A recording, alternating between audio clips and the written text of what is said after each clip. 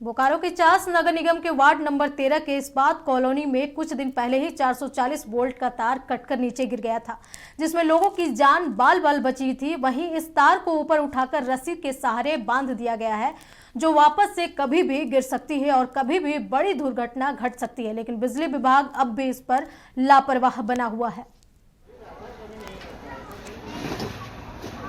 गिर जाएगा, यहाँ पे बच्चा लोग घूमता है, आदमी घूमता है, किसी के साथ भी बड़ा हादसा हो सकता है।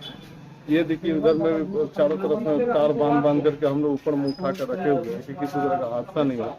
इस्पात कॉलोनी का वार्ड नंबर 13 का है, जिसमें कि तार जो है काफ़ी पुराना होने के कारण मतलब नीचे लटका हुआ है। इसको हम लोगों ने आवेदन दिया था बदली करने के लिए। काफ़ी दिनों से हम परेशान हो करके फिर 1 साल से कंटिन्यू दौड़ रहे हैं बिजली ऑफिस में, लेकिन इसका कोई समाधान नहीं निकल रहा है। और 15 दिन का अल्टीमेटम हम दे रहे हैं आपके चैनल के माध्यम से।